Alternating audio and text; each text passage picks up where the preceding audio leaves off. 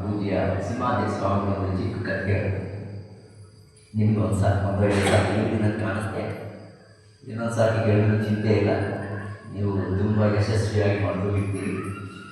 5 ಜನ ಮುದುಕರು ಕಾಶಿ ಯಾತ್ರೆಗೆ ಹೋದರು. ಕಾಶಿ ಯಾತ್ರೆಯಲ್ಲಿ ಒಂದು 3 ತಿಂಗಳು ಆದಮೇಲೆ ಊರಿಗೆ ಬಂದರು. ಊರಿಗೆ ಬಂದು ಅಲ್ಲಿ ಶಿವಾಲಯ ಇತ್ತು. ಆ ಶಿವಾಲಯಕ್ಕೆ ಇವರು ನಾವು ಪದ್ಧತಿ ನೇರವಾಗಿ ಮನೆ ಬರಬಾರ್ದು, ಬಟ್ ಈಶ್ವರ ದೇವಸ್ಥಾನಕ್ಕೆ ಹೋಗಿ ಅವ್ರ ದೇವಸ್ಥಾನಕ್ಕೆ ಹೋಗಿ ಅಲ್ಲಿ ಸಮಾರಾಧನೆ ಮಾಡಿ ಎಲ್ಲರೂ ಊಟ ಹಾಕಿ ಆಮೇಲೆ ಮನೆಗೆ ಬಂದರು. ಹಾಗೆ ಪಾಪ 5 ಜನ ಬಂದರು. ಆ ಈಶ್ವರ ದೇವಸ್ಥಾನಕ್ಕೆ ಬಂದರು. ಅದು ವಿಶಾಲವಾಗಿರೋ ಈಶ್ವರ ದೇವಸ್ಥಾನ. ಹೊರಗಡೆ ಎಲ್ಲ ಮರಳು ಬೇಕಾದಷ್ಟು ಮರಳಿದೆ. ಆ ಮರಳು ಇವಾಗ ಇದ್ದಿದ್ರೆ ಸುಮ್ಮನೆ ಇರ್ತಾ ಇಲ್ಲ, ಮರಳು ಹೊಡ್ಕೊಳ್ತಾ ಇದ್ದರು. ಮರಳಿತ್ತು. ಹಾಗೆ ಆ 5 ಜನ ಬೆಳಗ್ಗೆ ಸ್ನಾನ ಮಾಡಿದ್ದಾರೆ. ಹಾಗೆ ಹೊರಗಡೆ ನೋಡ್ತಾ ಇದ್ದಾರೆ. ಒಂದು ಚಿಕ್ಕ ಹುಡುಗ, ಆ ಹುಡುಗ ಏನು ಮಾಡ್ತಾ ಇದ್ದಾನೆ ಅಂದರೆ ಒಂದು ಕಡ್ಡಿ ಗುಳ್ಳೆ ತಗೊಳ್ತಾನೆ, ಅದು ಕೆದರ್ತಾ ಇದೆ. ಅದು ಕೆದರ್ತಾ ಇದೆ ದುಡಿ ಅಂದ್ಕೊಂಡು ಒಬ್ಬ ತಾತ ಕೇಳಿದ, ಏನೋ ಮಾಡ್ತಾ ಇದೆಯಾ ತಾತ? ಸುಮ್ಮನೆ ಕೆದರ್ತಾ ಇದ್ದೀನಿ. 2ನೇ ತಾತ ಬಂದ, ಏನಮ್ಮ ಕೆಲಸ ಮಾಡ್ತಾ ಇದ್ದೀಯ? ಏನು ಮಾಡ್ತಾ ಇದೆಯಾ? ಏನ ಕಳ್ಕೊಂಡಿದ್ಯಾನ? ಅವನ ಮನೆಯಿಂದ ಇಲ್ಲ ತಾತ, ಇಲ್ಲೇ ಕಳ್ಕೊಂಡಿದ್ದಾನೆ ಕಾಣಿಸ್ತಾ ಕೆದರ್ತಾ ಇದೆ. ಹೋಗಿ ಬಿಡು.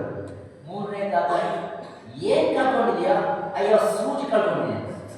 ಓ, ಆ ಸೂಜಿ ಈಗ ಸಿಗಲ್ಲ. 4ನೇ ತಾತ ಸ್ವಲ್ಪ ಹತ್ತಿಕೊಂಡು ಕರೆಕ್ಟಾಗಿ ಹೇಳ, ಸೂಜಿನೋ ಎಂಥ ಸೂಜಿನೋ ಅದು ಅನ್ನೋದೆಲ್ಲ ಹೇಳ್ದ. ಅಯ್ಯೋ ಸುಮ್ಮನೆ ಇರ್ತದ, ಕಳ್ಕೊಂಡಿದ್ದು ನಾನು ಕೂಗ್ತಾ ಇದ್ದೀನಿ. 5ನೇ ತಾತಕ್ಕೆ ಟೆಂಪರ್ ಜಾಸ್ತಿ ಆಯಿತು, ತಡ್ಕೊಳಕ್ಕಾಗಲಿಲ್ಲ. ಮುದುಕರಿಗೆ ತಡ್ಕೊಳಕ್ಕಾಗಲ್ಲ. 4 ಸಾವಿರ 5 ಸಾವಿರ ಕೇಳಿದ್ರೆ ಕೋಪ ಬಂದ್ಬಿಡುತ್ತೆ. ಅಕ್ಕಕ್ಕೆ ಕೋಪ ಬರುತ್ತೆ. ನಿಜ ಇಲ್ವಾ?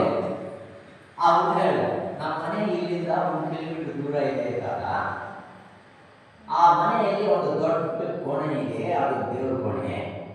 ಆ ದೇವ್ರ ಕೋಣದಲ್ಲಿ ಒಂದು ಒಳ್ಳೆ ಗೂಡಿದೆ. ಆ ಗೂಡಲ್ಲಿ ಒಂದು ಸಂಪುಟ ಇದೆ. ಸಂಪುಟ ಅಂದರೆ ಗೊತ್ತಾಗುತ್ತೆ. ಸಂಪುಟ ಅಂದರೆ ಅದೆಲ್ಲ ಸಾಲಿಗ್ರಾಮ ಹಾಕೋದು, ವೆರಿ ಕಾಸ್ಟ್ಲಿ ಗಾಡ್ಸ್ ಇದೆ ಅಂತ. ಆ ಸಂಪುಟ ಇದೆ. ಆ ಸಂಪುಟದಲ್ಲಿ ಒಂದು ಬಂಗಾರ ಸೂಜಿ ಇದೆ. ಅಲ್ಲಿ ಕಳೆದೋಗ್ಬಿಟ್ಟಿದೆ.